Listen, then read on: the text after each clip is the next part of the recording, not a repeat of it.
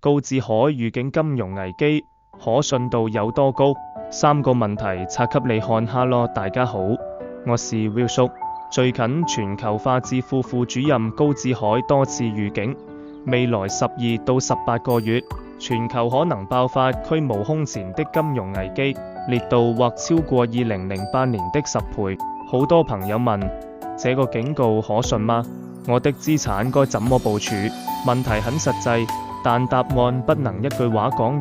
今天我們不猜測，不站隊，用3分鐘拆解這場危機預警背後的3個關鍵邏輯，看看怎麼理性判斷，別被標題牽住走。第一部分，先問自己5個蘇格拉底式問題。問題1，你定義的可信度，是看預警人的資歷，還是看論證邏輯？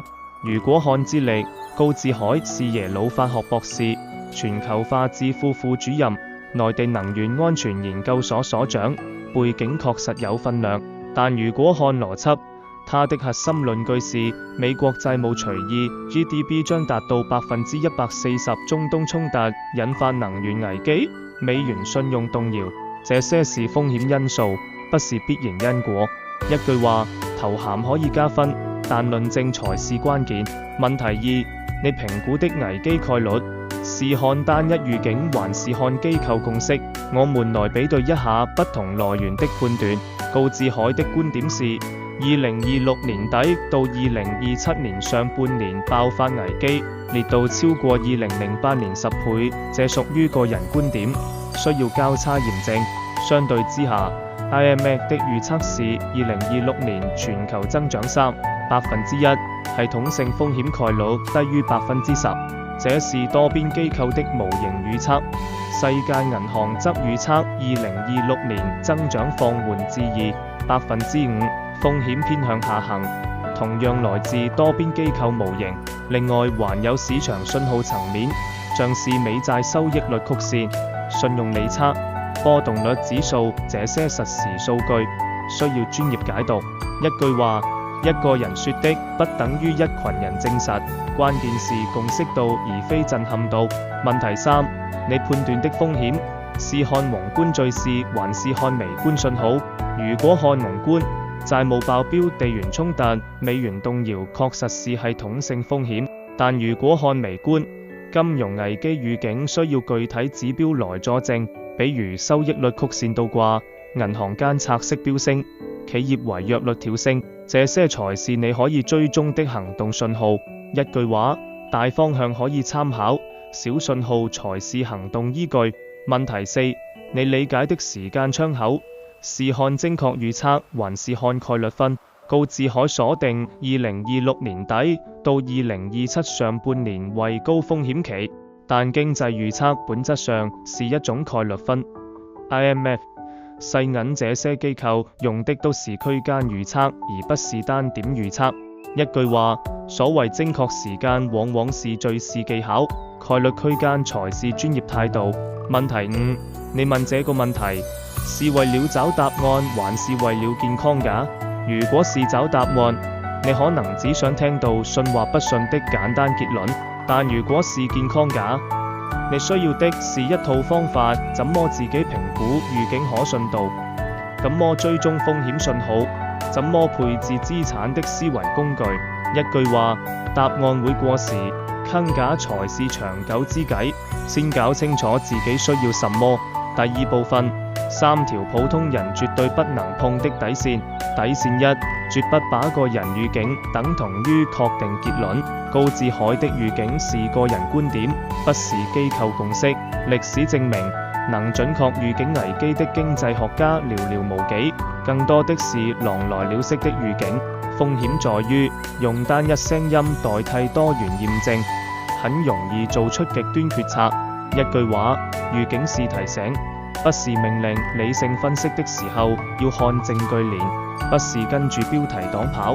底線2，絕不把宏觀風險簡化為個人行動，即使全球真的有金融危機風險，也不代表買光所有資產全部換黃金是正確策略。危機當中不同資產的表現是分化的，美元、黃金、美債反而可能升值，而股票、大宗商品、新興市場可能下跌。風險在於用宏觀判斷直接指導微觀操作，容易造成風險錯配。一句話，世界怎麼走，不等於你該怎麼做。先搞清楚自己的風險承受能力。底線3，絕不把危機敘事情緒化為恐慌決策，像烈度超過2008年10倍。這種表述很震撼，但缺乏可驗證的量化標準。情緒化決策往往是高買低賣的根源，理性配置才是長期致勝的關鍵。風險在於用恐懼驅動代替框架驅動，會讓你的資產配置失真。一句話，理性分析的前提是分清楚風險意識與恐慌情緒。第3部分，3個清醒認知加普通人追蹤方法。認知1，危機預警的核心是信號監測而非預測準確。那普通人怎麼追蹤？你可以從3個維度建立自己的觀察清單。第一是美元信用維度，關鍵指標看美債收益率、美元指數、外匯儲備變化。查詢渠道可以去美國財政部官網 TradingView， 建議每追蹤1次。第2是金融穩定維度，關鍵指標看銀行間拆息，現在主要看 SOFR 信用利差，波動率指數也就是 VIX。數據來源可以看美聯儲官網或 Bloomberg， 同樣會檢視。第3是地緣風險維度，重點盯中東局勢、能源價格、貿易摩擦進展。消息來源可以參考路透社、內地官方媒體、各國外交部發布。這塊屬於事件驅動型，有大事再看。關鍵問題始終是這個信號是短期波動還是結構轉變。認知2，普通人參與的關鍵是分散配置而非單一押注，不同角色策略不同。如果你是投資者，重點放在美元加黃金加美債加多元股票的組合配置，避免單一押注，做好配置比例分散，設定停損位。如果你是創業者或做生意的，重點在現金流管理和供應連韌性，預留政策不確定性的緩衝，避免過度，保持經營彈性。如果你是一般民眾，最重要的就是理性看待危機新聞，分清楚什麼是風險提示，什麼是恐慌行銷。不要因為一次預警就推翻你的長期理財規劃。一句話，不同角色不同做法，先搞清楚自己屬於哪一類。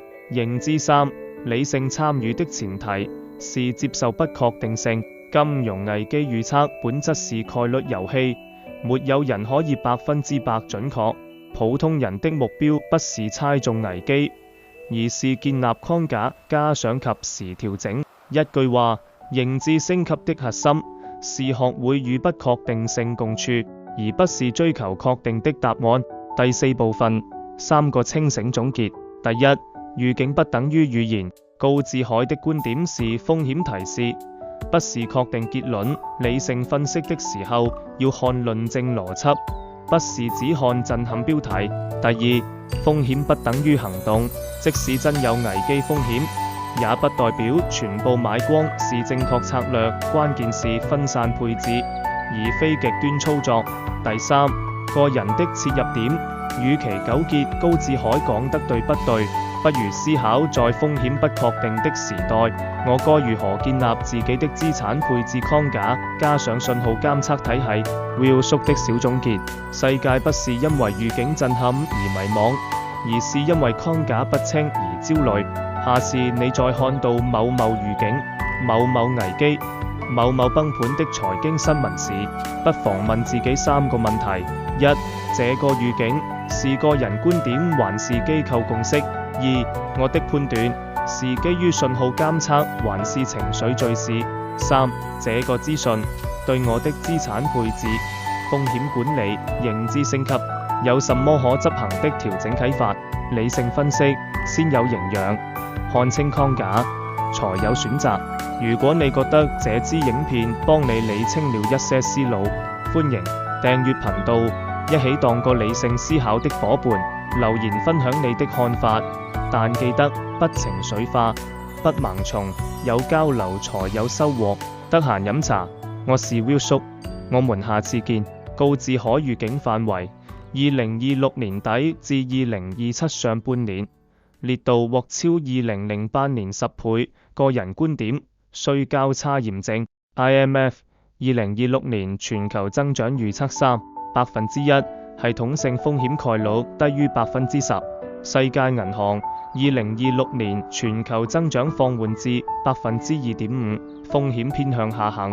行動清單：觀眾今天就能做：1. 收藏 IMF 與世界銀行官網，每月追蹤世界經濟展望更新； 2. 檢視自己的資產配置，有沒有過度集中在單一資產類別或單一市場； 3. 問自己一句：如果金融市場再波動20%，我的應對策略是什麼？